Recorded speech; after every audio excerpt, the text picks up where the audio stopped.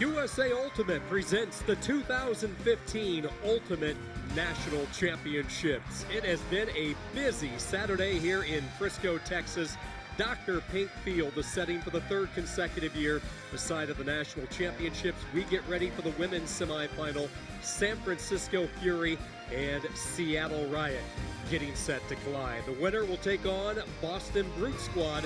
Brute Squad was victorious just a few moments ago as they knocked off Molly Brown from Colorado. And with that, a big welcome. Sean Kinney alongside the voice of Ultimate, Evan Lepler. So great to have you with us. Well, the endless saga just continues with these two programs. Fury and Riot, here we go again, but the beauty is it's always entertaining. Well, these two teams have made each other better for over a decade now. They push one another. They make each other believe that they can be great. It's been a long time since Riot has won a championship, but a lot of people think they're the most talented team. Does Fury still have a mental edge? We'll see over the next couple hours. You mentioned it's been a while for Riot since they've claimed the national championship. What has to happen for this group? Why is this year different? That's a great question, and that's one they hope to answer. From a talent standpoint, they might not have ever had a better squad than they do today. Newcomers like Gina Titcomb and Paige Soper, Jacqueline Verjou, the 18-year-old sensation. But I want to highlight one of the great veterans. We thought that Gwen Ambler was going to retire after last year. She did too, but 3 reasons she's back. Her teammates, she needed to come back. She likes the process so much. And then there's that chance at a national championship.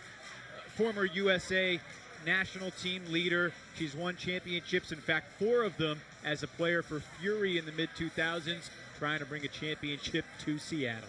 Now, Fury has had no trouble winning this championship. In fact, they're looking for double digits tomorrow if they can get to the finals, looking for their 10th national crown. Just put that in perspective. Well, they're trying to get into the 10th straight championship game. 9 years in a row they've been in the finals. They won 7 titles in a row. Each of the last 2 years they fell short.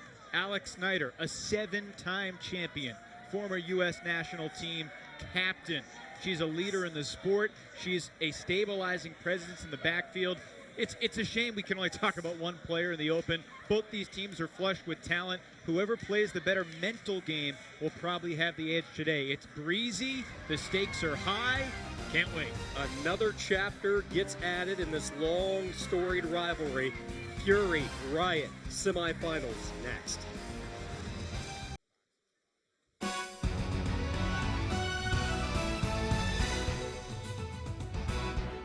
The 2015 USA Ultimate National Championships are presented by Discraft Ultrastar, the official disc of USA Ultimate. Ask your retailer for Discraft Ultrastar. The Women's Sports Foundation, ensuring equality and leadership opportunities for girls and women through sports. And the Girls Ultimate Movement, a strategic initiative designed to increase girls' participation in the sport of ultimate.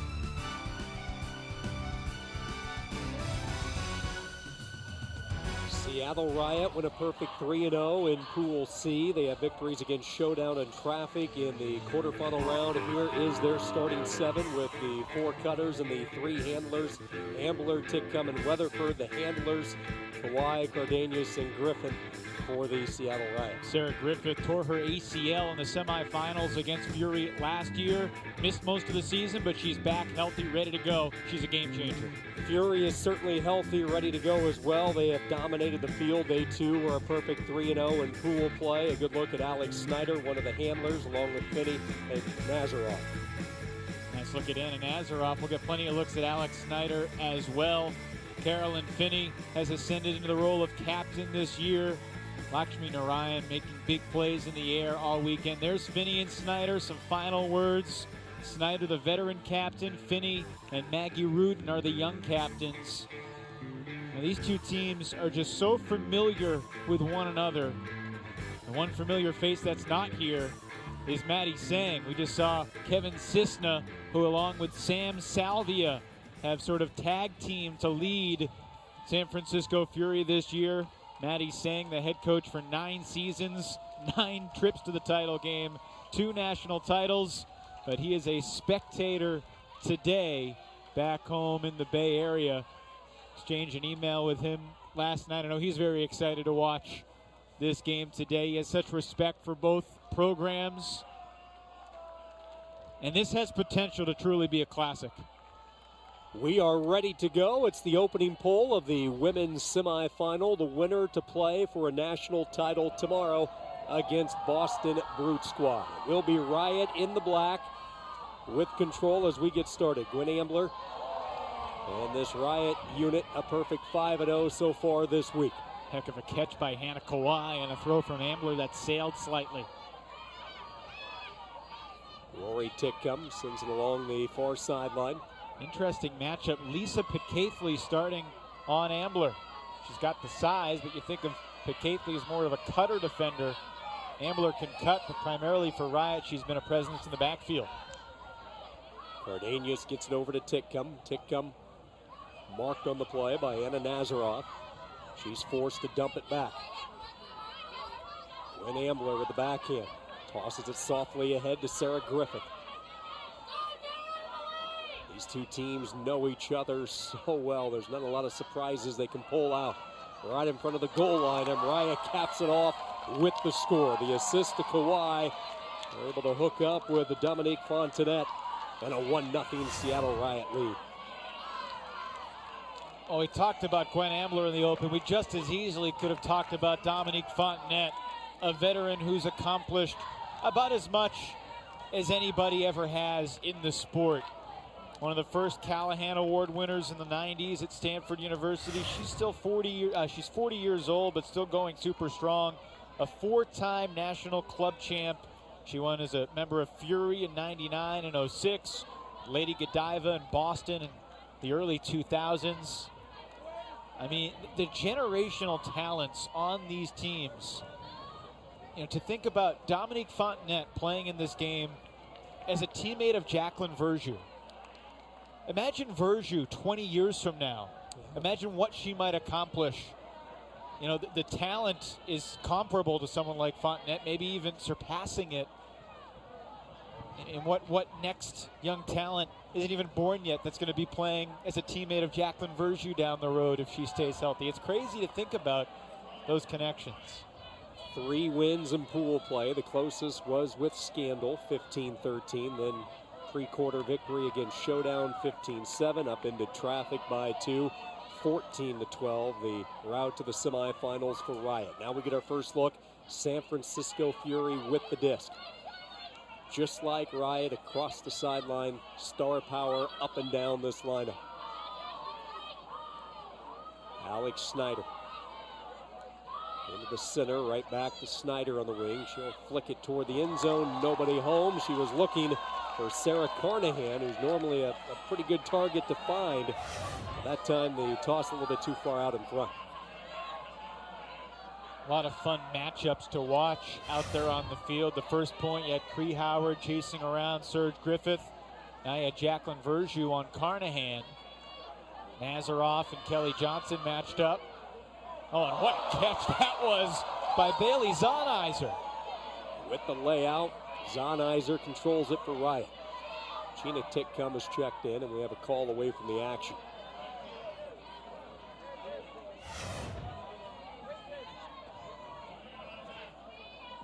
That throw curved a little more than Verjus wanted, but Zahnizer bailed her out.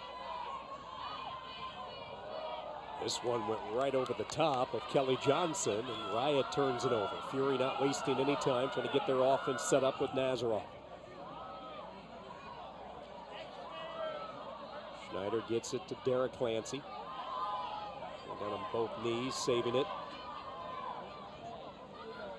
And the pass from Marion too far out in front of Snyder. So a couple of mistakes by Fury, a couple of turnovers, and it goes right back to Riot. When these teams know each other so well like we have this season, these two successful programs, you mentioned there's not a lot of surprises, but you will see some fine-tuning both ways.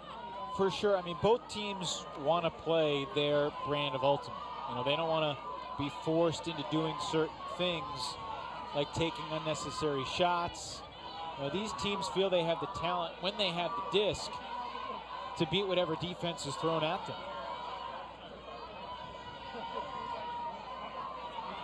Kaylee Mercer and Riot in the all black for Seattle. There's a trips and contact, and that'll stop the action for a moment. Carolyn Finney inadvertently tripped up Gina Titcomb. So Titcomb on the reset. Here comes Riot again. Kelly Johnson looking to go backhand, does. But that was a bit behind where she wanted to go with it. And a turnover. She was trying to force it into Sadler. Sadler, a newcomer on Riot, two-time champion with Scandal. She's trying to win her third straight championship. Kayla Jorgensen with a huck downfield has a wide open teammate, and she overshot her. Finney was streaking right down the seam, uncontested, and a missed opportunity for Fury.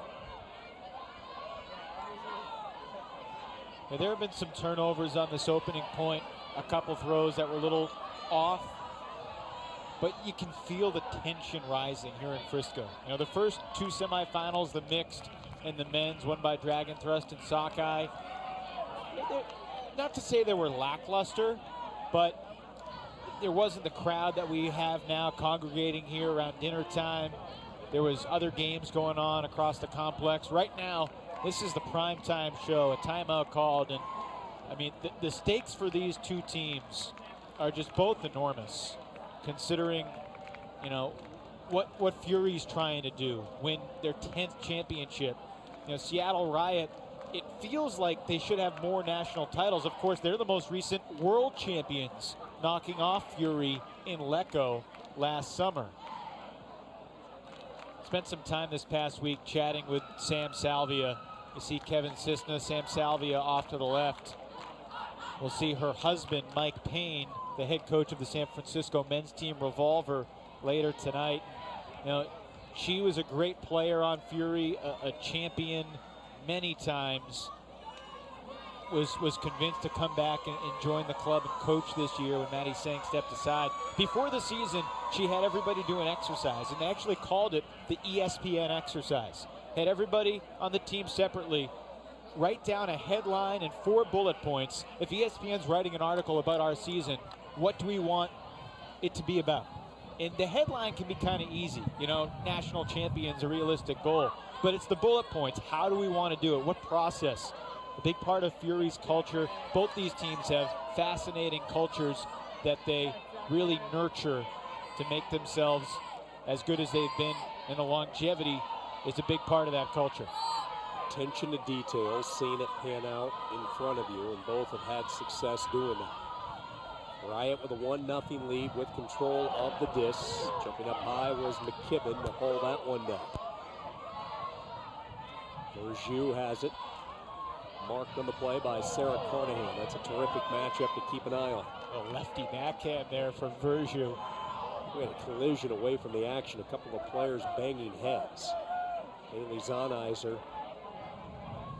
And Nazaroff was shaken up for Fury. They were both hunched over, and you could tell they smacked heads pretty solidly, and that jarred both of them. Appears everybody is all right, so play will resume. That's good. Mercer trigger it in on the mark from Dara Clancy. There's a shot toward the end zone just in front. They'll finish it off as Johnson whips it in for the score. Lauren Sadler puts Riot on top, 2-0. Lauren Sadler experienced in this type of a spot. And the first break belongs to Riot. Kelly Johnson, they call her Vegas. An incredible athlete. Getting the disc up line and then a quick finish to the end zone. And Riot has Sadler. Sarah Surge Griffith is back. They're missing Shannon O'Malley, who broke her wrist at regionals.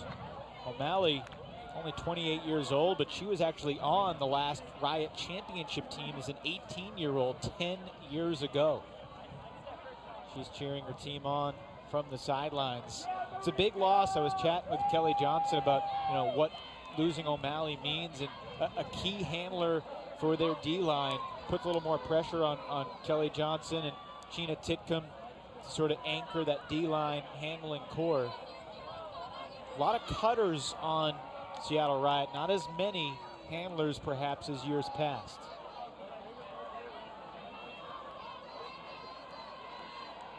Lee Burstein will have the pole for Riot. A strong start. Seattle on top of Fury, 2-0.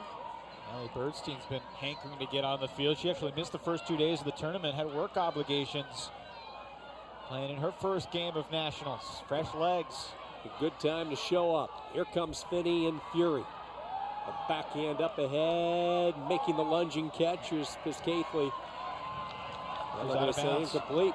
Going to keep the feet in, so another Fury turnover. Some uncharacteristic mistakes. See her trying to drag along that red line. A lot of different lines here at Dr. Pink Field. That red one is the boundary. So turnover, up out the mid there.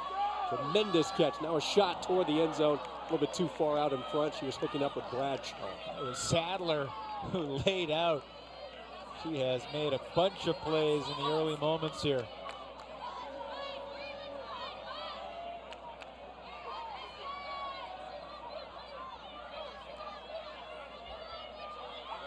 Carolyn Finney, pass deflected up and caught off her own deflection by Nancy Sun.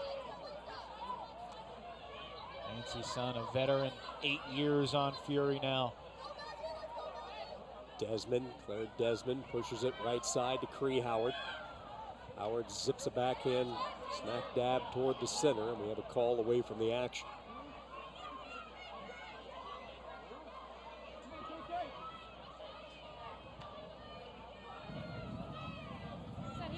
Julie Morris is our head observer. Meyer Sam Wood, Jana Haymaker, the other observers that will be able to tune in and listen to some of the dialogue throughout the course of this semifinal match.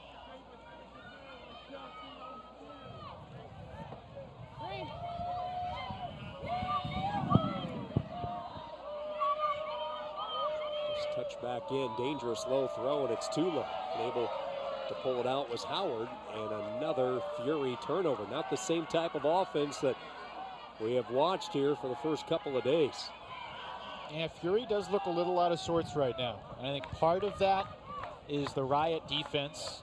And part of that, I don't want to say nerves, because if there's one team that's been in this situation more than anybody else, it's Fury. But just not clicking right now. That needs to change. Otherwise, Riot could score a couple more breaks and this could become a really significant deficit. Kate Kingery floats too far out in front, incomplete. Charlie Eide tried to run underneath it. Instead, it's Fury with it. Now a downfield huck, and the wind just killed that thing. A misfire from Carolyn Finney. Whipped off her hat in frustration. She knew it once she let loose. Yes, she did. She was very frustrated at the mistake. She knew she rushed it a little bit.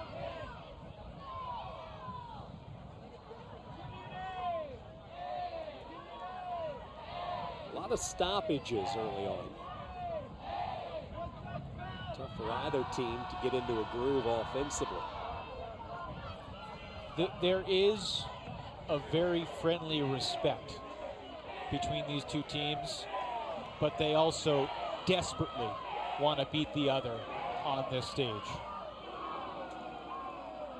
Third and final leg of the triple leg crown, and boy, just a rash of mistake after mistake, turnover after turnover here in the early goings. Seattle Riot with a 2-0 lead. Nora Carr gets it over to Burstein. Burstein comes near sideline to Sadler. Sadler to the center to Kingery. Kingery with a backhand toss, reaching up and grabbing it is Boyden. And Riot with a 3-0 lead. Angelica Boyden in her fourth year, the 25-year-old out of Oregon.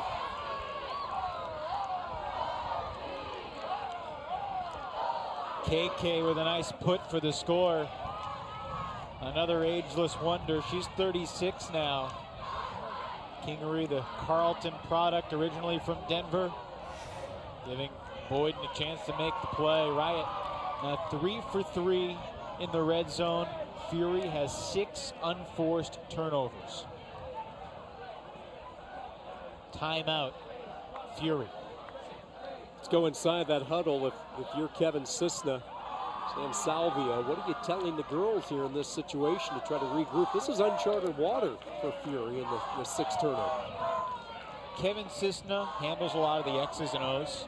Sam Salva is the more team culture coach and mental game. She works for the Positive Coaching Alliance in the Bay Area. She was a college athlete, won a national championship in field hockey at Old Dominion. I'm guessing that she, along with maybe Alex Snyder, doing most of the talking in that huddle right now, because I don't think they need to change anything from an X's and O's standpoint. They know the system.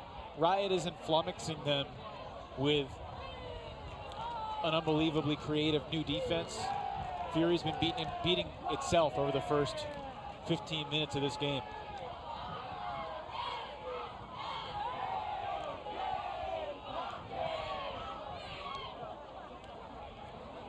Nine national titles through the years for Fury, including 7 in a row from 06 to 2012.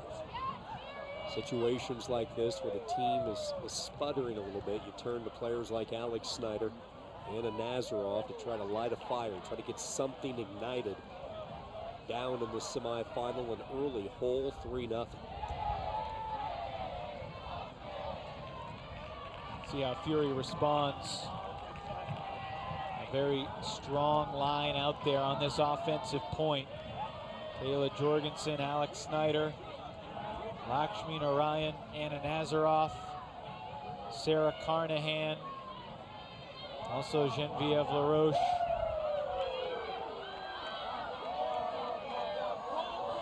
Bouncing disc rolls right to the feet of Nazarov, and she sets up the offense. Alex Snyder gives it up ahead to Jorgensen. Jorgensen, soft floater to Carnahan, picked up by Verju. A little bit of space. Fury working their way downfield quickly. Really nice downfield cut there from LaRoche. LaRoche picked up tightly by McKibben.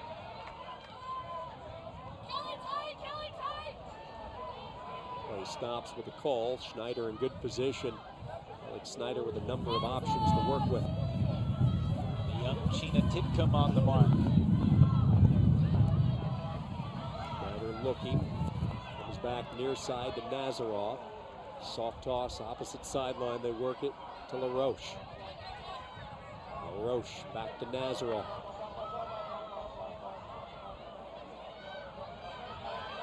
Count on. And it's knocked away at the front of the goal line. Nazarov knew she had that clock ticking.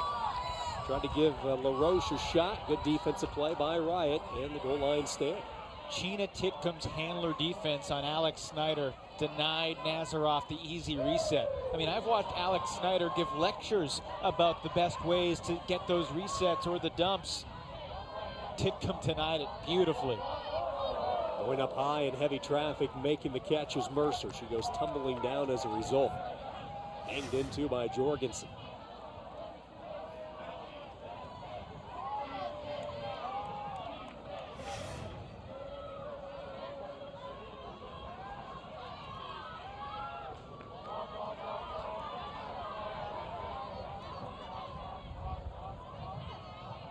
Riot really feeling it right now. If they could score upwind, there's a long way to go, but it would be a tough mountain for Fury to overcome. Then Riot would have a downwind point coming up. There's the turnover Fury needed. McKibben misfires on the pass. San Francisco still scoreless, trying to get something figured out offensively. Nazarov looking for Snyder. Snyder's able to get free. Sheena Titcomb shadowing her, though, every step of the way. Carnahan, a nice dive to corral it. Nazarov coming back to the disc. They get it to her. 7 yards away from putting Fury on the board for the first time. Swing it over to Schneider, makes the catch, whips a pass into the end zone, incomplete. Looked like it was there, but through the wickets of Shira Stern, or excuse me, of LaRoche.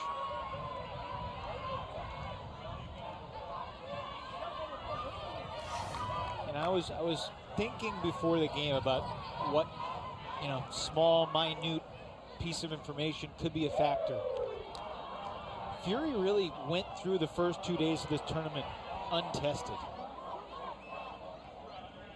There's an injury. Fury, you know, in pool play, their closest game was 15-11.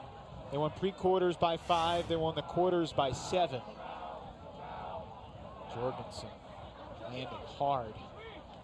Trying to knock the wind out of her. And on the other hand, Riot, you know, had a really difficult game against Scandal in which they were pushed. And then the quarterfinal against Traffic, Riot jumped out to a big lead, but obviously Traffic got back within 1 at 13-12 before Riot was able to close it out. The fact that Riot has been pushed like that the first couple of days might be a little valuable to them. The Fury, it's disingenuous to say they've, you know, cruised unimpeded, that they've just sailed in. They've worked for it. They've looked fantastic on offense. You know, all of the top women's seeds rolled. I mean, the women's bracket, more than any other, the talent is largely coalesced at the top. And the women's field is deeper than it's ever been. There were 6 teams coming in this weekend that I really thought could win nationals. We're down to 3, and it's the top 3. Wide open field. Turnover after the injury by Riot. Here comes Nazarov and Snyder trying to work it quickly. LaRoche along the side.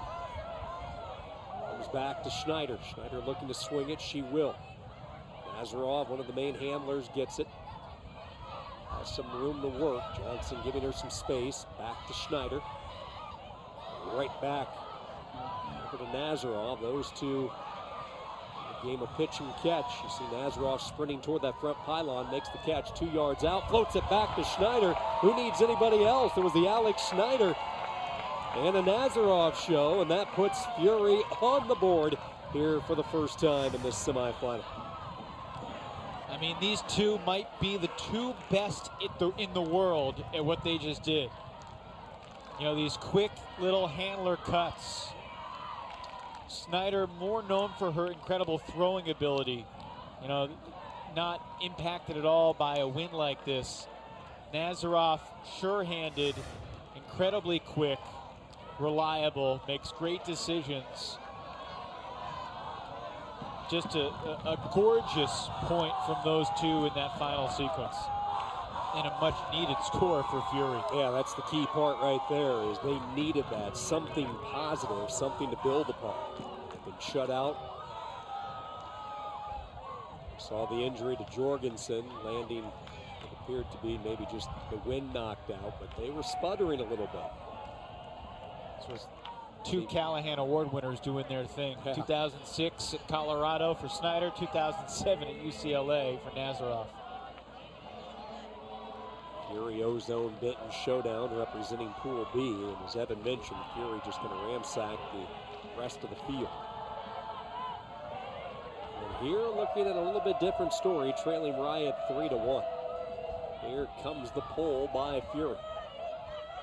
Pretty good pull into the wind. Picked up by Soper. Soper gets it over to Weatherford. There's a huck downfield. They're looking for Cardenas, going up, makes the catch in the score. She was able to get behind Manisha Doriani, and Seattle Riot, 2 passes and a point. Khalees Cardenas might be the fastest member of Riot. That's really saying something considering the athleticism that Riot has. A very special deep cutter. You know, not the tallest player on the field at 5'4", but good in the air. Read this one well, used her body to shield off Dariani. 6th goal of the tournament for Cardenas out of Boise, Idaho, Seattle University. Kawhi, like she typically does, getting involved in the score sheet as well. A couple of helpers. The 27-year-old, 5th-year player for Seattle Riot. Think about how hard Fury had to work for their last point. And then Riot just, you know, bing, bang, boom, Kawhi to Cardenas, and they're in. That's a good sign for Seattle Riot.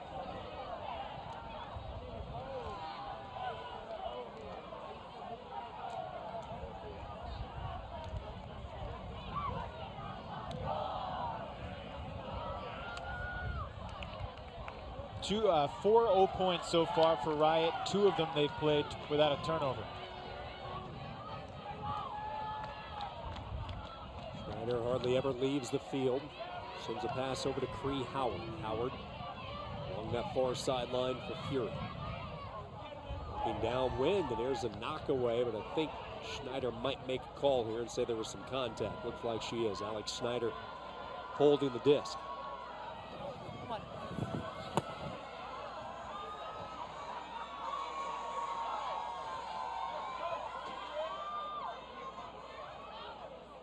Carolyn Finney wants to get it back to Schneider. She's been being denied the disc with defense there by Sattler. They go back to the center with Desmond. Desmond looking backhand over to Schneider. Schneider now sends it to the end zone, going up with the right hand and snatching it. Nicely done. Ah, that was pretty.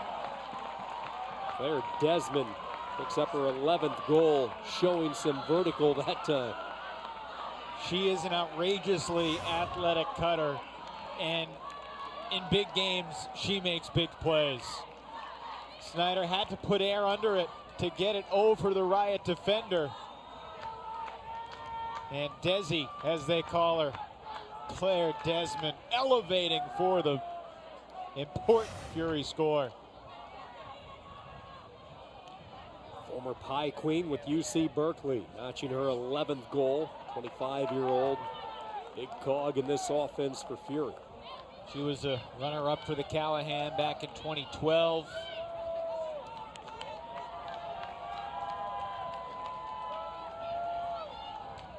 Tried out for Fury in 2011 and has been a huge addition to the team over the last 4 or 5 years.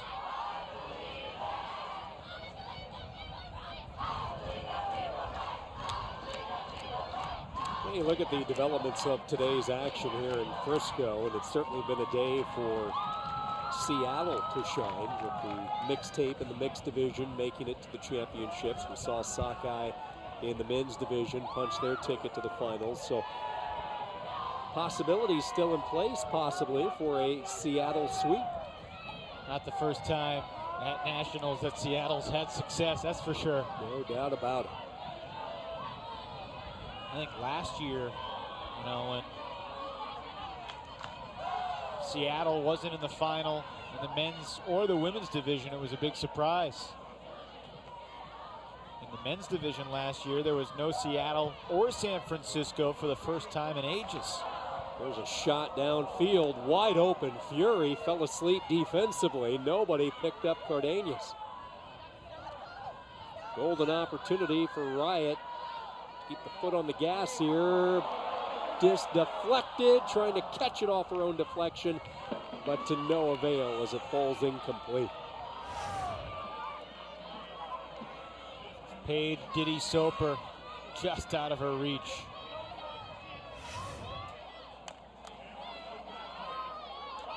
Soper trying to win her first club championship, national title, of course, at Ohio State, women's college division in 2014.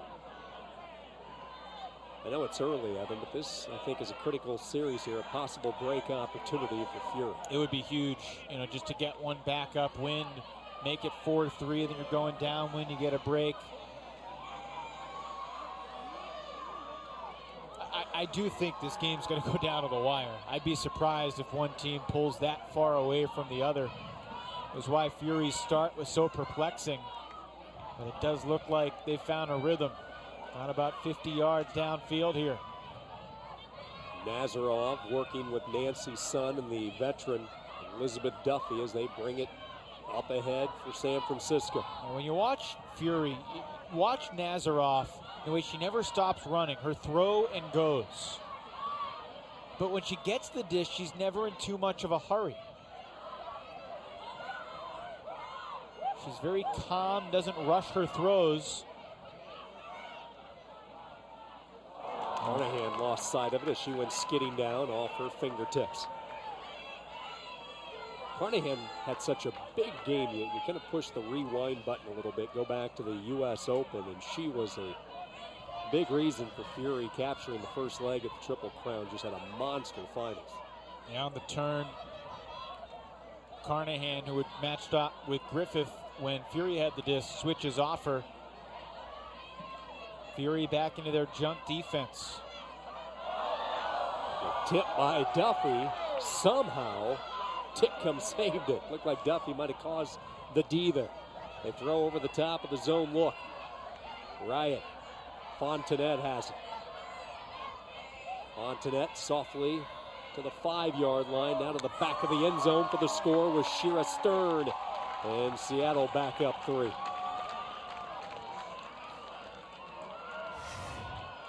Shira Stern has made incredible strides. It was the throw through the zone to Cardenas that really got this going. And then Fontenette in no particular hurry. Shira Stern was, basically a handler last year and went to Riot coach Andy Loveseth after the season and said, I think I can do a little more damage as a cutter. I think maybe we could change my role. And I think Loveseth was perhaps a little skeptical at first, but they inserted her into the cutting role, and what a season she has had. She makes really tough plays look easy. Really spirited player out of the University of Washington, coached by Kyle Weisbrod in college. And I've been just remarkably impressed watching her grow this year. I mean, she's still super young. In her 3rd year with Riot, now 23 years old.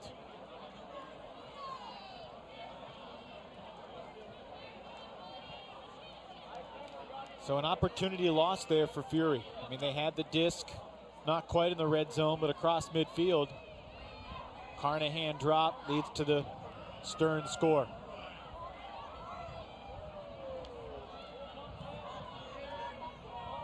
Confusion by Fury on the pickup of the pole that ends up in the hands of Schneider. Always a good source to have it. San Francisco back down 3. Familiar territory in this first half of action. Going to go back in, nothing there for Fury, so they go back to the center, Carolyn Finney. When you're down in a big game, you get a little tight. It's hard not to. You might not be as adventurous with the disc, and it's good to be calm and patient, but these are a lot of great players who are capable of big things, and there's another D for Jacqueline Verjou. I can't wait to see her career develop. She's been away from Riot the past month because she just started her freshman year of college at Dartmouth. Talent in the youth.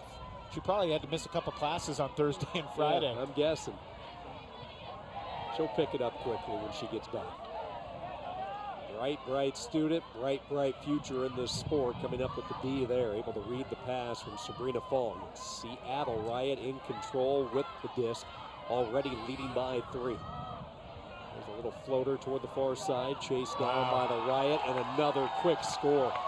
This time it's Nora Carr, everybody getting involved. All smiles right now for Seattle. Wow. Methodically navigating down the field, and just Fury lacking a little energy right now defensively. I mean, a step behind each of those cuts, nothing spectacular. Verjou with a nice D. After the score, Fury, as they always do, with their hands in the air. Fury, whether they score, whether they get scored upon, it's hard to see the difference in body language, and that's something that they work on. You can get scored upon and play a good point, but in that last situation, there was something missing. And that is a unique part of this sport, is you very rarely see anybody get down. I mean, when you get to be down there on the sidelines and see it up close, even in the most dire circumstances as far as the competitive advantage and so forth, and how a game can change and how it's inches or yards away. We saw that on a number of quarterfinal matches yesterday. Everybody always stays up. The unique perspective, the unique aspect of Ultimate. The ultimate sport of sportsmanship. Positive nature that it takes. See who's on the line. Pitcaffley, Lim, Sun, Nazaroff. Bunch of Fury's big guns are out there. Claire Desmond as well. Cree Howard too. Manisha Dariani. This is Pitt Caithley with it. Big target. Sends it up ahead. Fury trying to get something started. They were back into it a little bit ago, but 2 unanswered from Riot back into that 4-point lead. Tough catch made by Howard. She snaps it away from the defender. Yeah, it was Rachel Bradshaw who made it tough with a defense right in her pocket. Stephanie Lim looks and a pick called downfield. What a year Stephanie Lim has had. Going to the finals of college nationals. Playing U23. A shot toward the end zone. Nazarov gets the assist. Cree Howard the goal. 6-3. Stephanie Lim then plays in the All-Star Women's Ultimate Tour, and now here at Club Nationals in the semifinals. Cree Howard has had a bunch of moments. I mean, she's the type of player that might need to do something special to bring Fury back in this game. The thing is, Fury's not the type of team to sort of look at someone like Howard or Nazarov and be like, hey, you need to bring us back in, because they're such a well-balanced team. And that was something Sam Salvia talked about. They want to be the deepest team in the country. They want to win it with their depth. They don't want to ride the back of 1 or 2 superstars. There's Anna Nazarov. Started playing her freshman year of college at UCLA. She coached for the first time ever this past year, coached the Cal women's B team. And she said it was one of the most gratifying experiences of her life. You know, fostering a young group of women's ultimate players. And the reality is, the coaching resumes of the players on these 2 rosters might be more impressive than the athletic achievement resumes in terms of national championships and club championships. The way that these girls give back to the sport of ultimate, so often despite full-time jobs that take up a lot of time, a lot of smart people out there. I don't like to just gush. I think, you know, to praise everyone is to praise no one, but it's hard not to praise everyone with these 2 teams in terms of what they mean to the sport and how many women in the sport look up to them. Shot toward the end zone, and Seattle Riot, no stopping them right now offensively. They are imposing their will. And that's Shira Stern again. You know, making a tough catch in the end zone, going upwind, look easy. See the whole possession here. Began with that half-field shot. Nice to have Griffith back on the field. So fast. One quick swing, and then Shira Stern over the outstretched reach of Meaty Chang.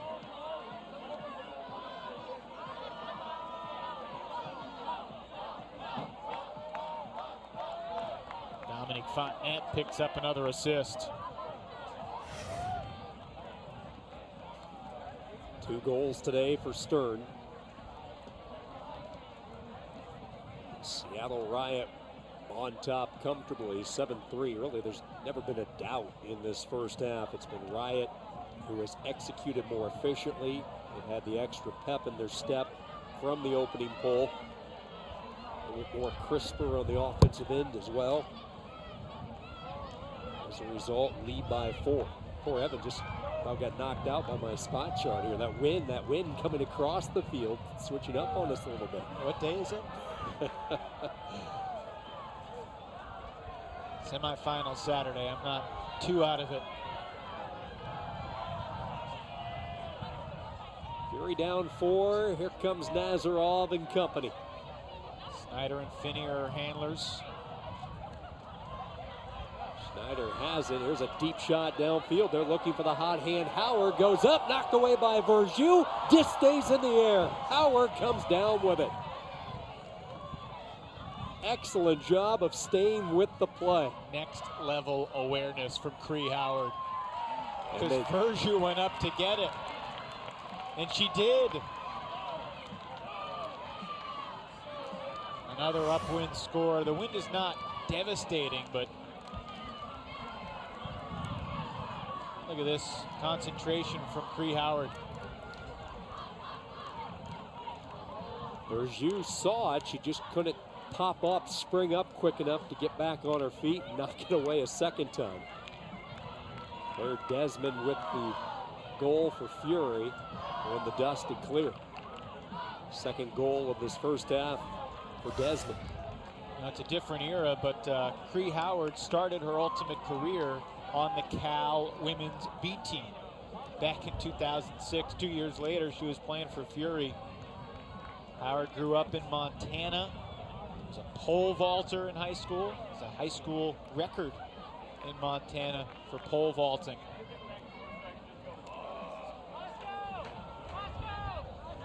A little bit of a different type of elevating here in the sport of ultimate, but she apparently has no fear of heights. Tremendous talent. Fury gets the point, so a 7-4 Riot lead here in the first half. Seattle a chance to take a commanding lead into the intermission if they can score up with.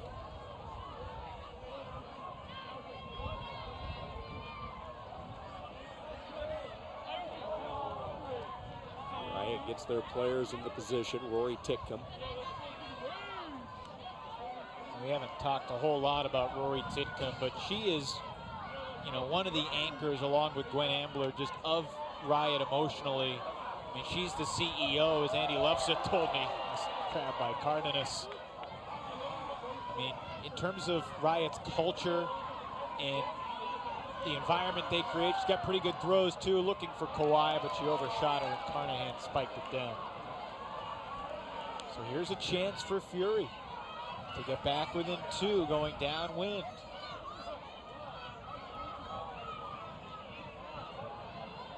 Maybe think about a timeout here.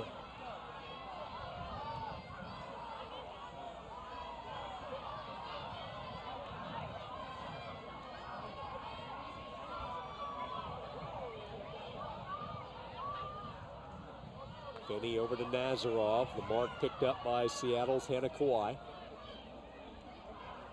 Nazarov looking for a cut. Finally able to She just had to launch it. Yeah, she had nowhere to go. Carnahan nowhere close. And the tough marker D coming from Riot, forcing the turnover. More great dump defense. Alyssa Weatherford, Sarah Griffith, Hannah Kawhi, Fontenette downfield, doing work.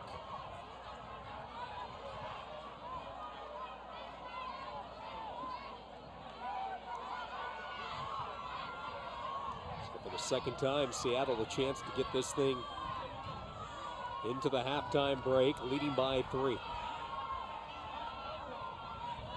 Kawhi turns and looks. Nazarov draws her assignment. They go up ahead to Titcomb.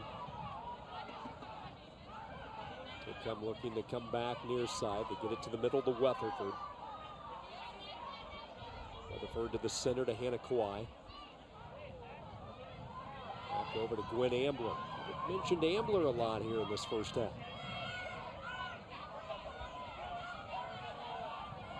This is Ambler with it. Threads the needle beautifully. Good setup. Here comes Riot. Cardenas looking. Still looking toward the end zone. Looked like some contact away from the action with Fontenette. And now a collision on the dump pass. Ambler had it, lost it on the way down, but she was fouled. And there's no contest from Finney. Just a split second late reading there. Finney nearly had the passing lane. Ambler on the restart for Seattle. Again, trying to get Riot the lead at half. Floats it toward the end zone for the score. Not much you can do about that. I mean, they isolated Khalees Cardenas in the middle of the field. Matched up against Dara Clancy. She's a good defender, but not as fast as Khalees. And with Ambler's reach, her length, her vision, her experience, this is almost impossible to stop. That's half, 8-4 Riot with one of their best halves of the tournament.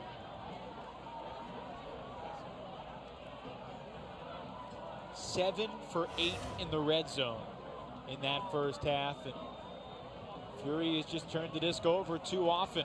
Some of them forced, many of them unforced.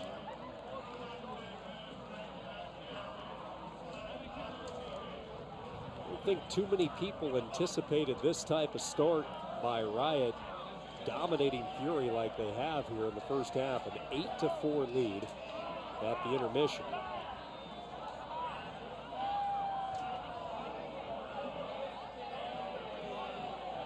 We're going to hear from the Riot corner in just a moment. Andy Loveseth, the coach for Seattle Riot, now joins us. And first off, Coach, wow, what a start for your squad here in the first half.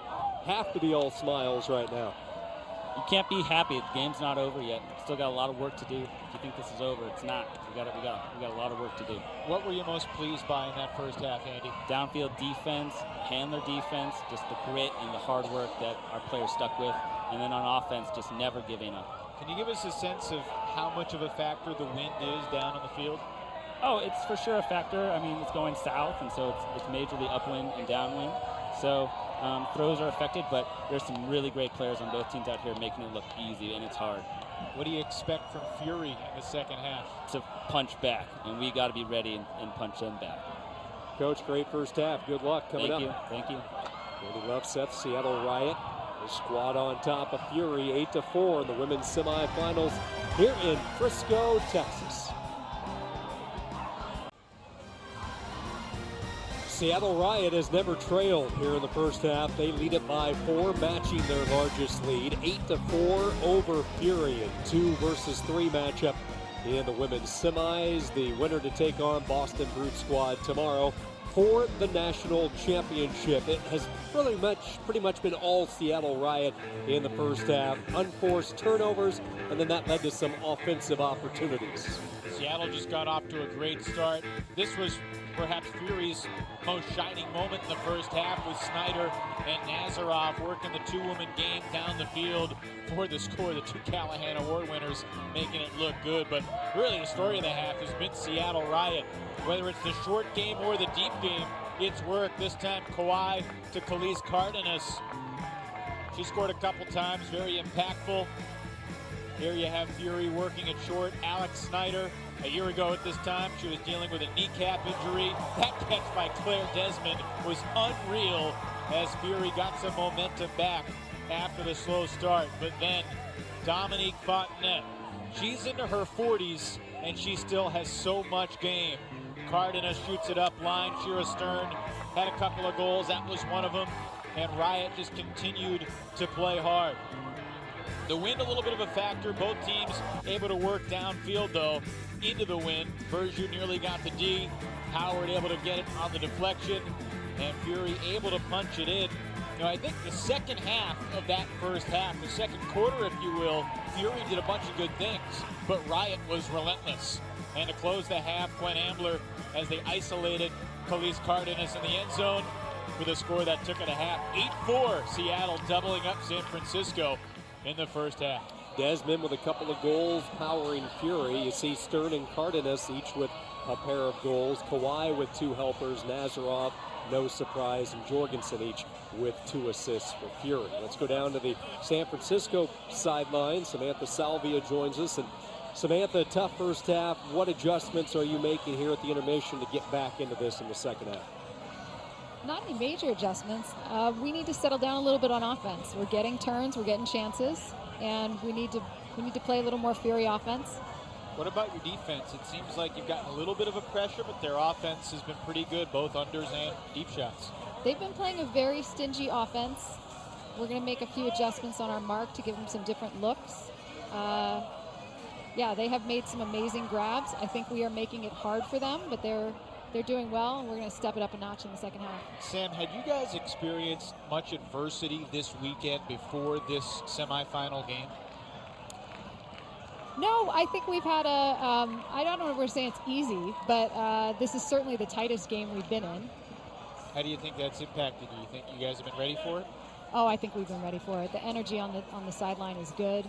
And I just think we're right there. We've come back from this kind of deficit before, and I'm feeling good. What's it like for you to be back on the sideline in these big Oh moments? my gosh! Well, you know, it's we always talk on Fury about control the controllables, and it just feels like there's a lot less in my control when I'm coaching, so it's a little more nerve-wracking, frankly. But I have so much confidence. This is such an amazing group of women. It's been a privilege to work with them, and I just can't wait to see what they're going to do in the second half. Good to have you back, Sam. Thank you. Sam Salvia, San Francisco Fury with some work to do. They trail it at the intermission. Seattle Riot in control. Last year's world champions trying to become national championships here in 2015. Seattle Riot with the lead at the intermission over Fury. The winner will take on Boston Brute Squad. They have an easy time today knocking off Molly Brown. So Brute Squad and the winner of this one battling for the championship tomorrow, 1:30 Eastern on ESPN3. Second half poll coming up when we return to Frisco. See, that wind has picked up as we have went deeper into this Saturday. A beautiful day of Ultimate here in Frisco, Texas. Halftime, Riot out in front of Fury by a score of 8-4. Sean Kinney alongside Evan Lepler. And the thing I noticed on both sidelines when we talked with Andy Loveseth with Riot, you could just hear the tone of his voice and the respect he has for Fury.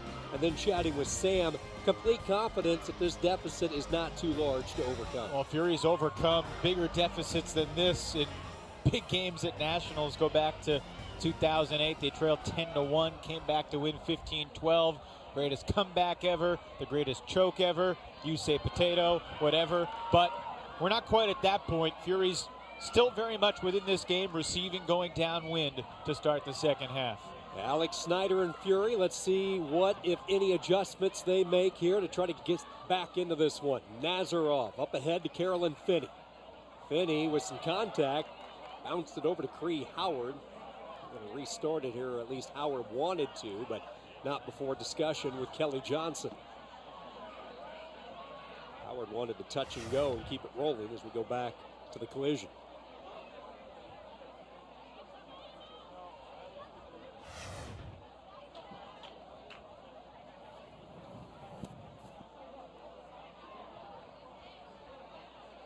Looked like Howard just took for granted, assumed that there would be no contest to the foul. And if that's the case, I'm not sure why we're waiting this long.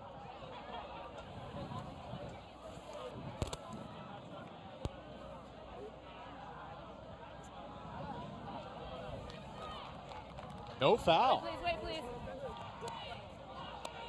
It's live. Wow. To Howard's How do you see surprise. that? Yeah, to my surprise. Riot, a chance for the early break to start this second half on the very first possession. She did Titcomb, gets it over to McKibben. This is McKibben with it. Verjus goes up high. That's an easy snatch for her. Just right in front of the goal line. You see the corner pylon look, a soft throw, back of the end zone for the score. Wow. Boyden with her second goal, Verjus the assist, and Riot picks up where they left off in the first half. I mean, it's not hard-hitting analysis to say that there's a huge difference between 8-5 and 9-4. But with Fury receiving and going downwind, you sort of just guess that they would get back within 3. Instead, it's Riot. Andy Loveseth said that Seattle needed to punch back, and man, that's a huge haymaker to start the second half.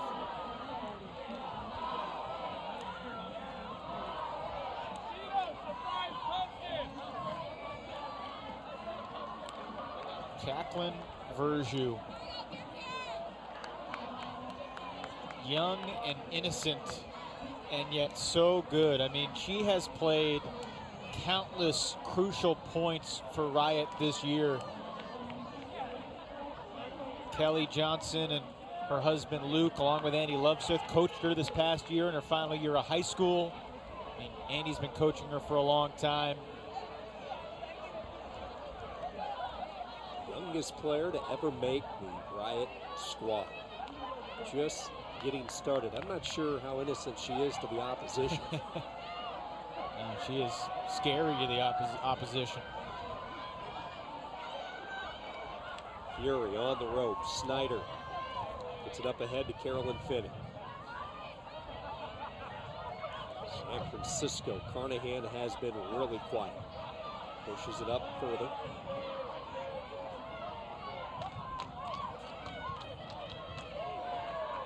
Forcing the forehand side of it. Schneider gets it back toward the center to Sabrina Fong. Get the swing pass over to Carnahan. Carnahan flicks it up ahead safely to LaRoche. LaRoche looking for that give and go, does not get it back. Instead, they settle in. Nowhere to go in the end zone. They had LaRoche open for quite some time, but she was open because of a pick that was called. So that's why they have to stop in the action. When you're ready, tell her. Maria might throw it her direction, but instead she elected to go back to Finney.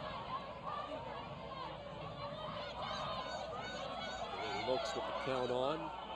Dangerous pass, Schneider makes the catch. Sadler was overzealous on the lane read. Another stop in the action. We're all set here? Pick calls. It'll be one here. Schneider will reset it.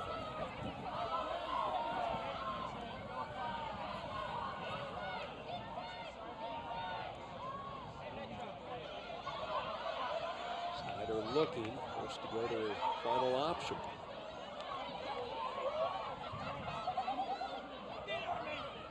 Schneider darting toward the end zone. There's Sarah Carnahan.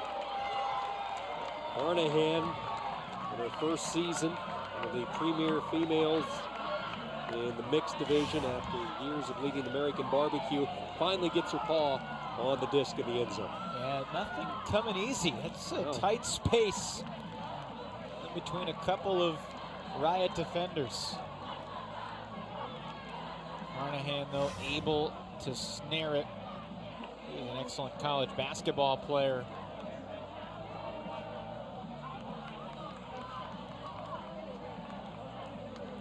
First goal tonight, her 9th goal of the tournament.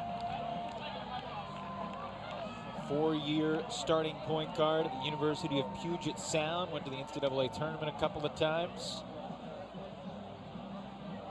Fury's been trying to get her to play for quite a while. Finally got her this year. She's just such a tough matchup because she's got the throws. Obviously she's got hands, and her size tough to match up with.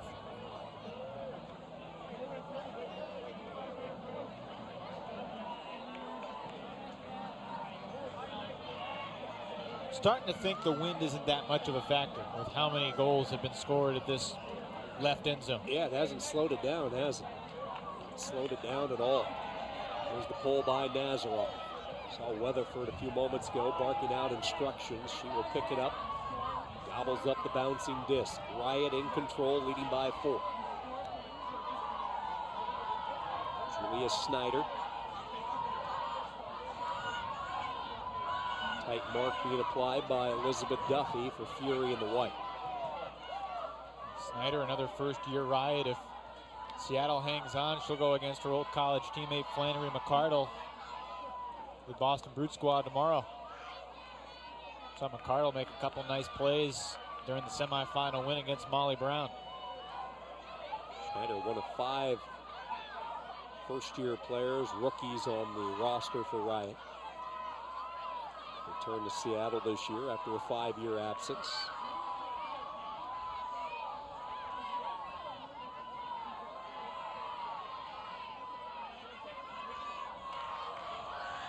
And there's a defensive stop. You heard Samantha Salvia tell us they're going to mix up their marked looks. Give Riot a different look there to try to throw them off.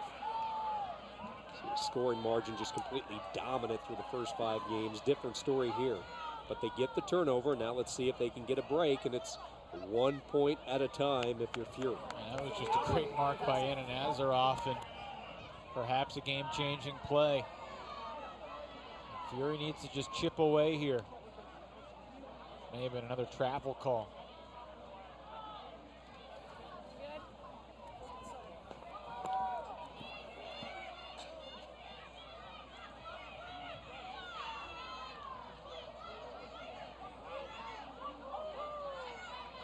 Sliding catch made by Dariani. Call downfield near the end zone.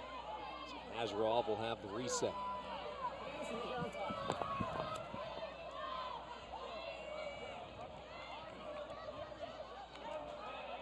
And soft toss. Now into the end zone they go. And it is a score. And Fury with back-to-back strikes. Elizabeth Duffy, the veteran leader of this team, able to get the footwork in. That's the first time in the game that Fury scored back-to-back. What a career Liz Duffy has had. She thought she was Seattle Riot forever through and through. Moved down to the Bay Area, wanted to continue to play high-level ultimate, joined Fury. Fury experiencing the other side of the rivalry. Man, does she want to crush Riot right now. Yeah, she spent 8 years with Riot, moved to Atlanta, joined Ozone for a few years in between. Multiple participant of Ultimate Peace trips, such a great ambassador for the sport. Young age of 40 and showing some spring in the steps there, getting the footwork in to get the score and pull Fury to within 3. She was part of the Riot championship teams in 2004 and 2005 before the Fury dynasty began.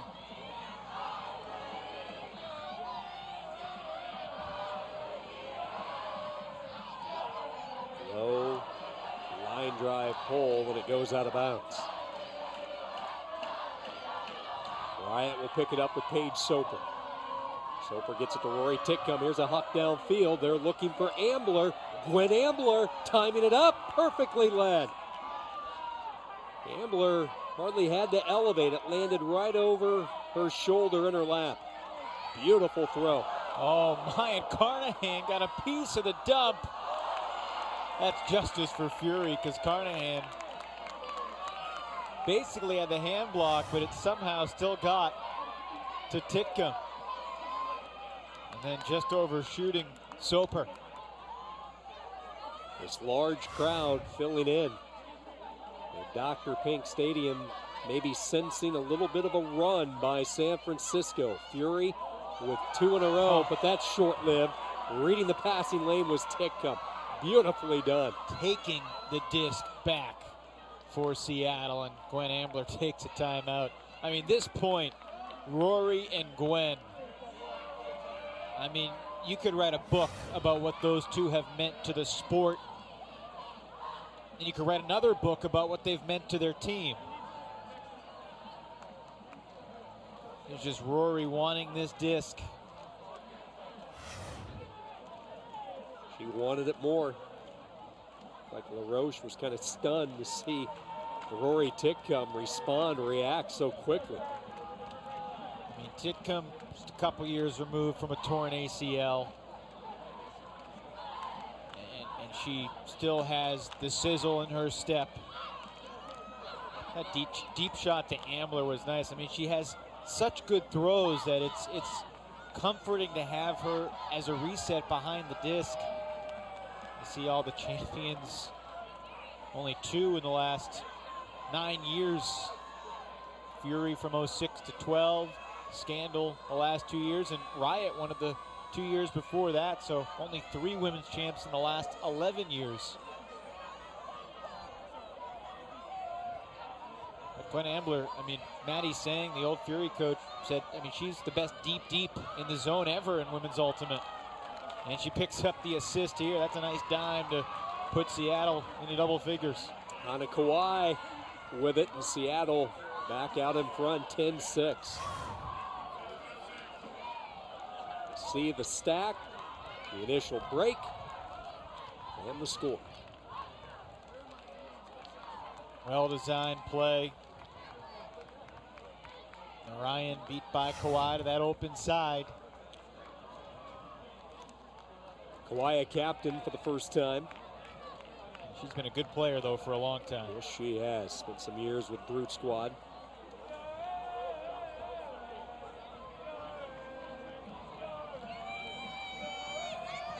Seattle Washington native contributing 3 points, a goal, a couple of assists. And I mentioned you just kind of had that feeling that maybe Fury, even though they still looked at a pretty steep hill to climb, that maybe they were inching closer to to possibly turning the corner, but the defensive play by Titcomb erased all that. Yeah, well, Riot, hasn't turned it over too many times on offense. And when they have, they've typically got the disc back. Fury has only scored on one of the 4 break opportunities it has had.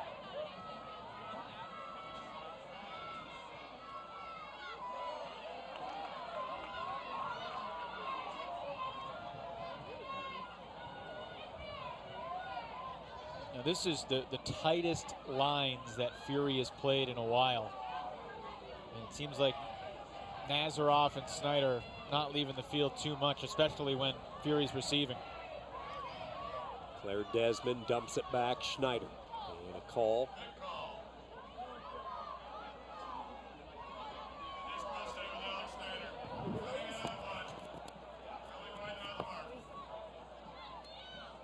Schneider on one, gets it started. Pushes over to Nazaroff, right back to Schneider. Schneider looking inside. They get it to Lisa Caithley. Caithley doesn't have it long. Quickly over to Howard.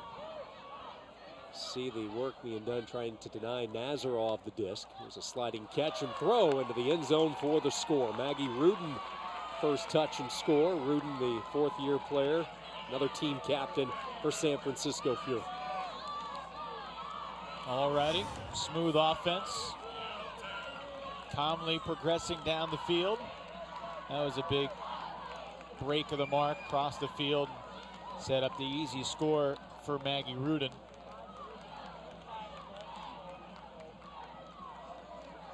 It was Jillian Gaudreau sort of defending the dump there, which gave Howard that easy backhand across the field. But that was an out point for Fury. You expect Fury to score that. Claire Desmond trying to fire up the troops. Something to light a fire with Fury, down 3 now. Still lots of time.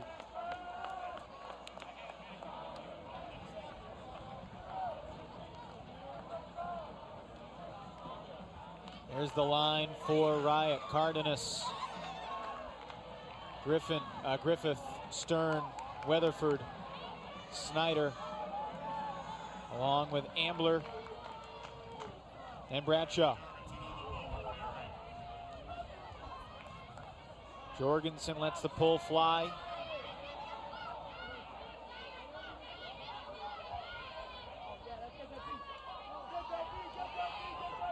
Seattle looking with Gwen Ambler. Ambler flicks it up ahead safely. They get it to Bradshaw. It was a good active mark by Jorgensen on Ambler, but Gwen is just so seasoned, it didn't bother her at all. Ambler with the backhand toss. Gets it over to Julia Snyder. Schneider on the tight mark from Cherrier. And there's a Riot turnover. Yep, Ambler slipped.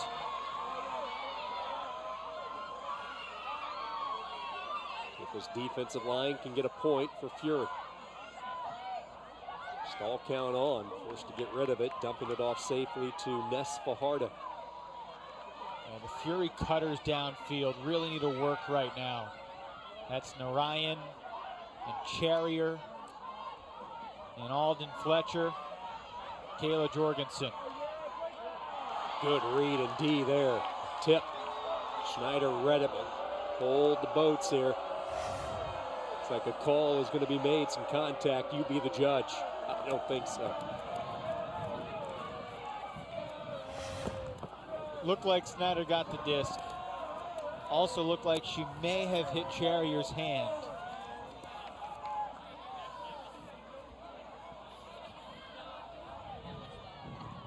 Coming to me? International diplomacy could use a little more smiling. They could use a lot of ambassadors from this sport. My ruling is not a foul. All right. Play will begin here with the check.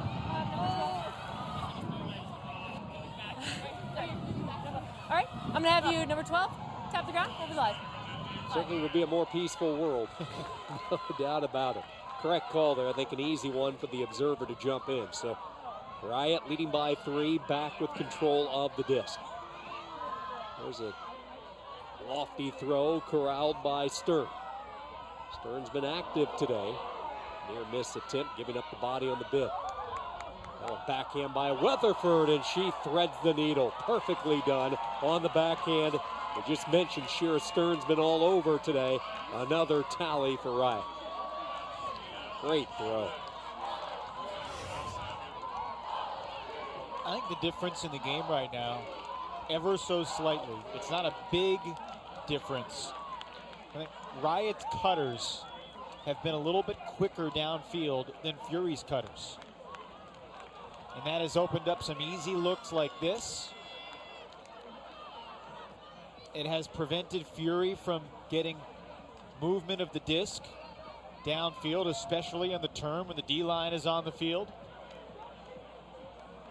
You think about it, Fury's had a couple of deep shots, but so much of their movement always is handler driven, whether it's Snyder or Nazaroff or Finney or Sun or Fajardo. Riot's had the handler movement when they've needed with Weatherford and Titcomb and Soper, Ambler, but the downfield cutting of players like Khalees Cardenas and Shira Stern, among others, have really been a difference maker.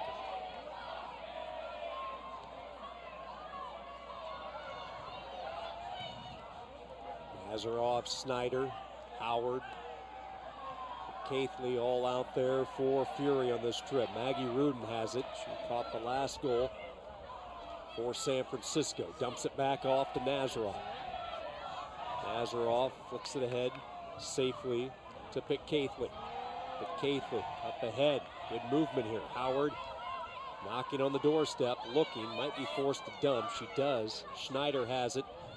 He's a master in this part of the field. Looking, fires, still not in, not quite yet.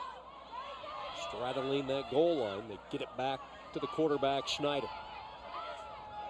Schneider looking to swing it. Over to Claire Desmond.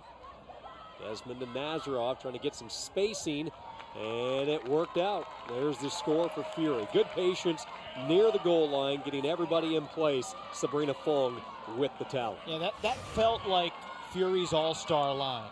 You know, Fury, Nazaroff, Desmond, Howard, Caithley, Cody Fong, and Maggie Rudin.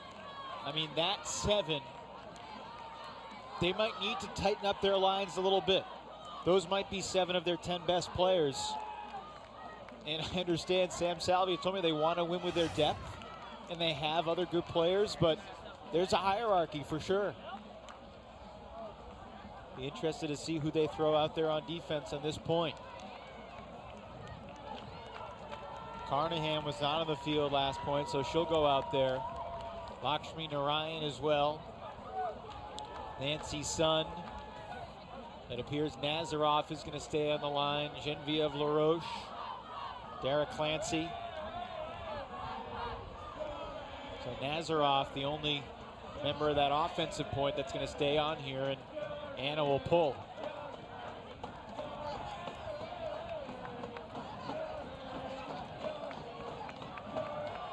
Riot with Kawhi, Fontenette, Stern, Rory Titcomb, Weatherford, a longtime Riot leader and captain, and then Paige Diddy Soper, the rookie, with Griffith, the all-star. Real good pull, tough to do going upwind there, and Riot's going to get the disc in great position all the way near midfield as they open up shop. Rory Titcomb with a huck downfield looking for Kawhi, and she makes the catch again. Second goal of this semifinal match for the smooth Hannah Kawhi. This kind of point suggests it's Riot's night. Weatherford to Titcomb. She saw that Kawhi had a step, and just a gorgeous put. I mean, Rory Titcomb has some of the best throws in the women's division.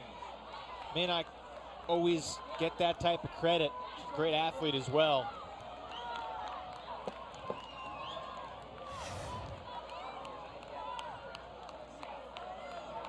Now, do you think Rory helped put together that 5 Ultimate commercial we saw earlier in the broadcast? Do you think she had a say in the kitty cats and all that good stuff?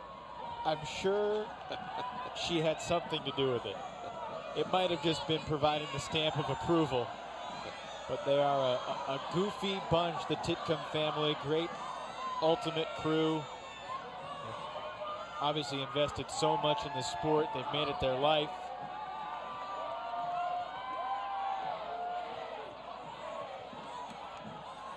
The 5 Titcomb siblings, Zaylin, Exton, Vero, and the 2 are watching battle for a spot in the title game, Rory and Chyna. Evan, you don't know how long I practiced to rattle off all 5 siblings and impress you. You just ruined my fun. Well, can you spell all their names? Let's hear it. I'll pass. Don't forget the silent H in every one of their names. Fury down 4 with the disc. Snyder sends a Hummer near side to Carnahan. Carnahan marked on the play. Look at the layout, but still Snyder catches on the deflection from Lauren Sadler. Sadler's had herself a game. A few great plays in the first half, and wow, guarding all-world handler Alex Snyder too.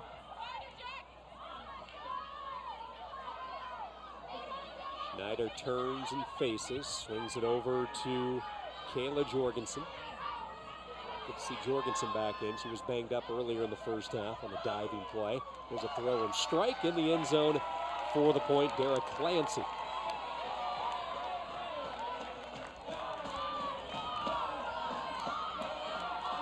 Again, solid movement from Fury. I mean, San Francisco Fury has found its offensive rhythm. The question is, can they stop Seattle Riot? I mean, only 1 break in the game for Fury, and they're going to need 4 to win. Think about that. They're going to need to break Seattle 4 times down the stretch here at least. First goal of the semifinal for Clancy. 6 goals in all here at this tournament this year. She knows what lurks ahead. A lot of work still to do.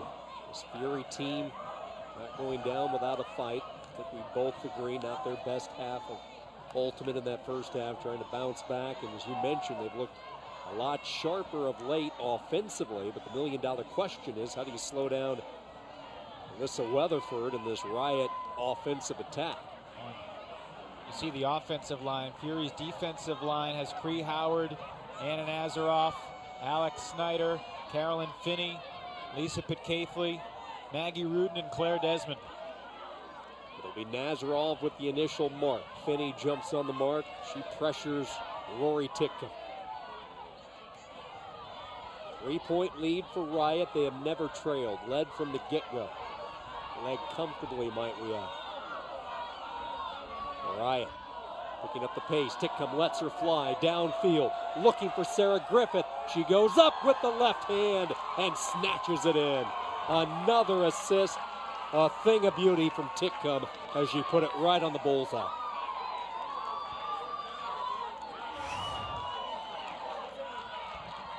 Another gorgeous put from Titcomb. She's had a great game connecting with many of her teammates, and Sarah Surge Griffith, after the year she's had, getting her redemption against Fury. Look at the emotion in her face. Remember chatting with her briefly at the US Open back in July. She was not yet playing. She was walking around. Said, when do you think you'll come back? She said, when I'm ready. Said, any timetable? She said, when I'm ready. She look ready? She looks ready. She looks primed and ready. The players sit out like that. The emotion builds. It's really a dilemma. You have your competitive side that wants to get out there. You have the conservative side. You don't want to hurt the team by not being at 100%. You saw the emotion in that last score, what this run would mean to her for all the hard work coming back.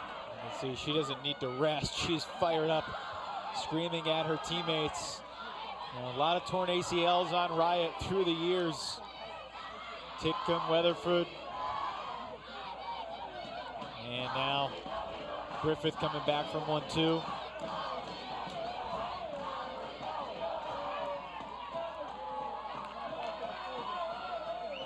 Good pivot from Finney. Up ahead they come. Carnahan picked up by Verjou. Gets it safely to Kayla Jorgensen. Jorgensen, soft flick back toward the center. Schneider looking to go backhand downfield, nothing open. Small count on, she'll settle for the sideline. Carolyn Finney, picked up tightly by Kelly Johnson. Finney zips it ahead to Carnahan, makes the catch. Soft toss to the right wing to Derek Clancy. 2 Riot players went down on the far side of the field. If a Fury player was close enough to them, it was a clear pick.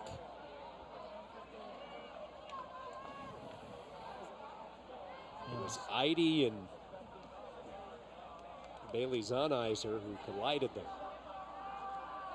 It was a couple throws ago, too. They're saying he was in the air coming here.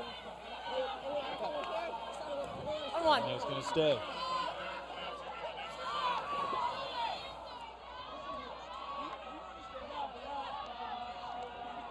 The Fury back on the attack.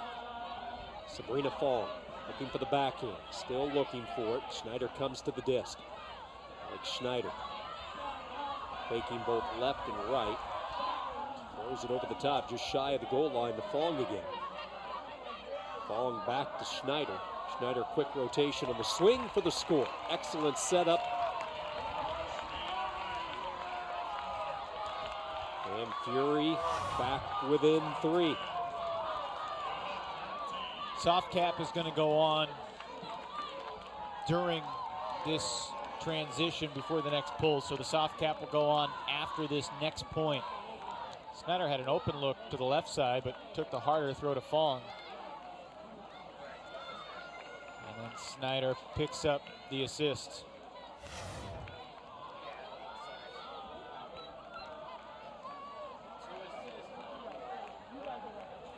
So Fury offense clicking, but the question is it too late?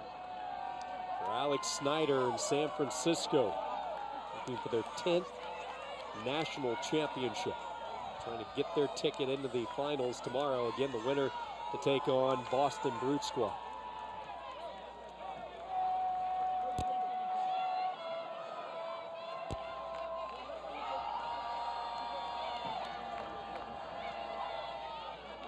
For Riot, Cardenas, Snyder, Ambler, Rory Titcomb, Kawhi, Griffith, and Fontenette. Receiving, Fury coming down the field with Dariani, Snyder, Desmond, Pitcaithley, Nazaroff, Finney, and Marika Austin.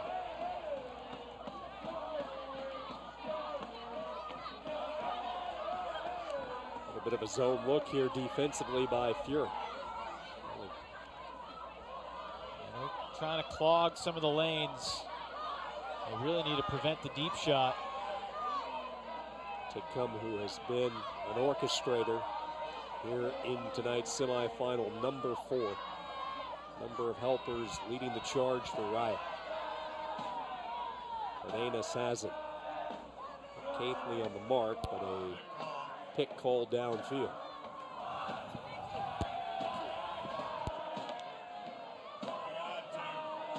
The restart recount will come in on 1. Cardenas looking, backhand toss. Going to catch at the 7-yard line. They'll come right back with it. And over the top, look toward the right side. Contact, collision, catch, and the score. Dominique Fontenette, tough catch despite the contact, able to haul it in. Those two former teammates too, Snyder and Fontenette. Dom, 40 years young, still the speed to get there first.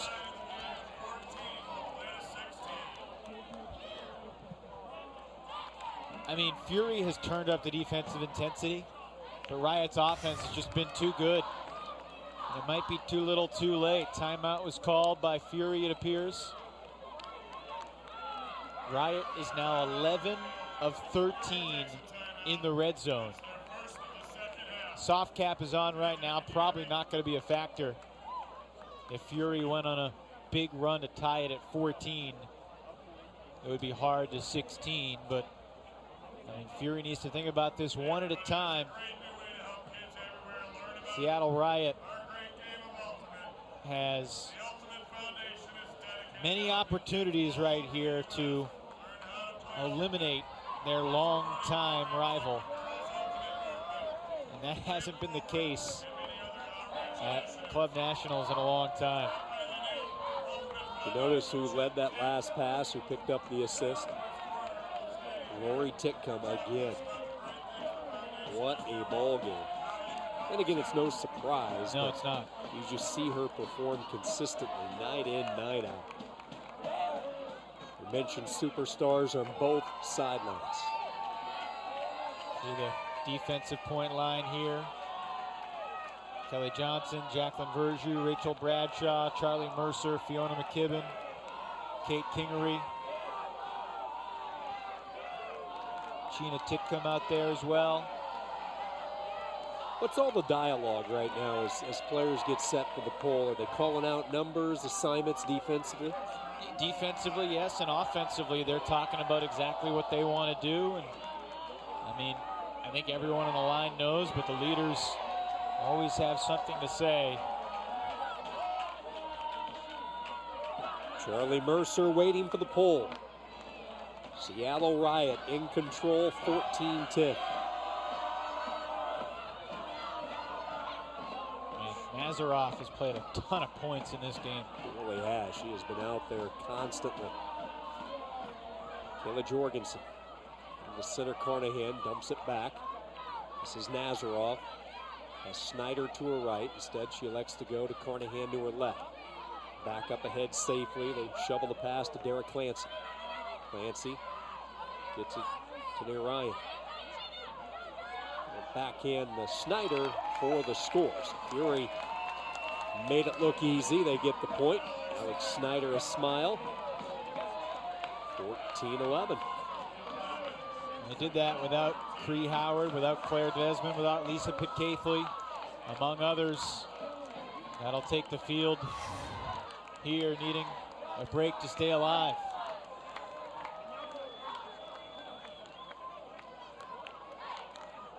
I mean, Fury was not crisp at the beginning of this game, not at all.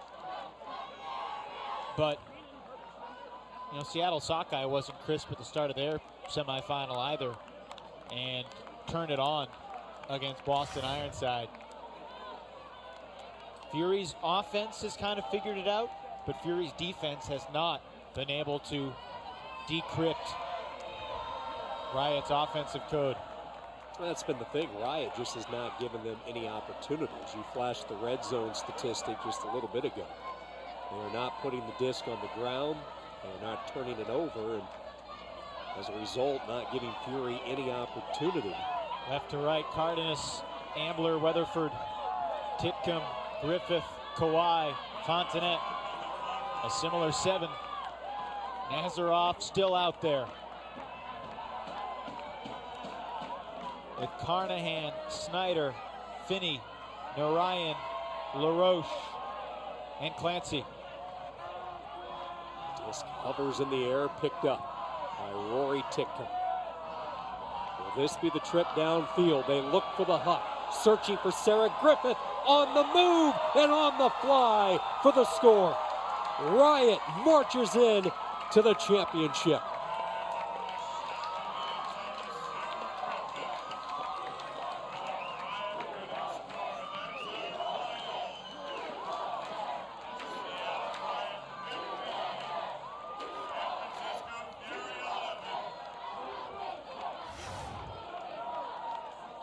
Well, if these teams played tomorrow, maybe it would be different, but unquestionably, Riot was better today. Sarah Surge Griffith with sweet redemption. Gwen Ambler nearly retired, planned to retire, but she returned. And she's one win away from Seattle's first title. in 10 years.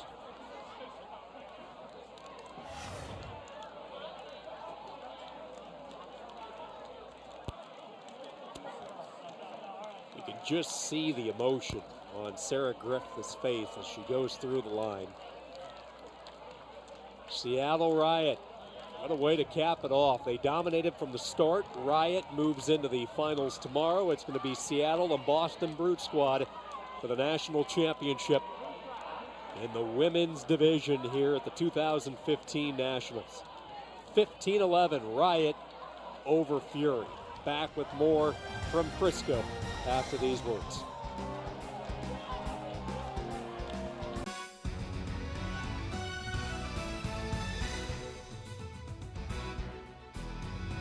The 2015 USA Ultimate National Championships has been presented by Discraft Ultrastar, the official disc of USA Ultimate. Ask your retailer for Discraft Ultrastar. The Women's Sports Foundation, ensuring equality and leadership opportunities for girls and women through sports. And the Girls Ultimate Movement, a strategic initiative designed to increase girls' participation in the sport of ultimate.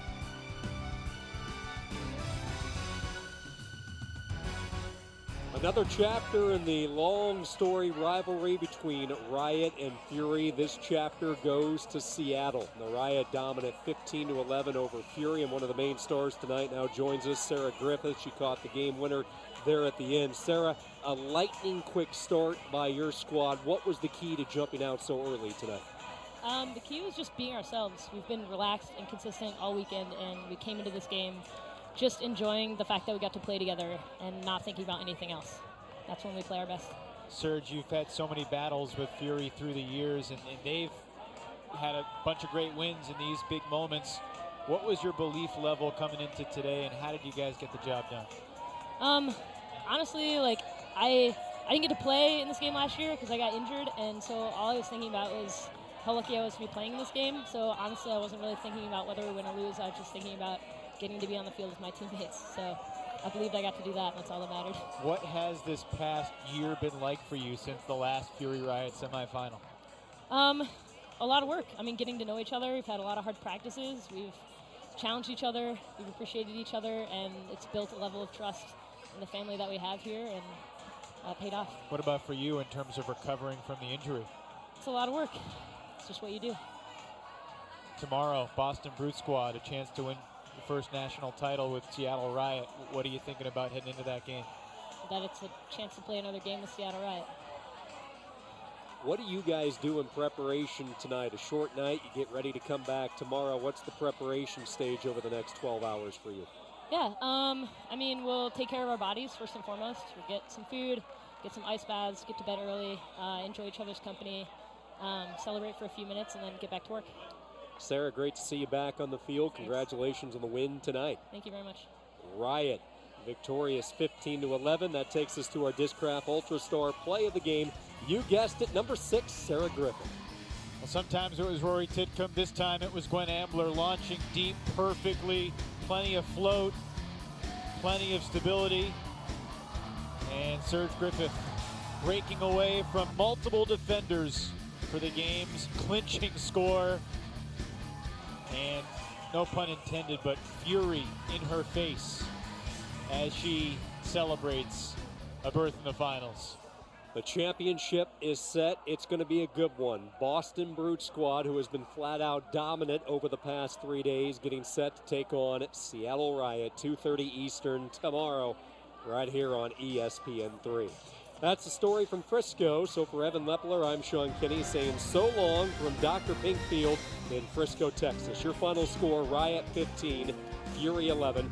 To watch this entire game on replay, log on to watchespn.com or download the Watch ESPN app. Thanks everybody for tuning in. This has been a presentation of ESPN, the worldwide leader in sports.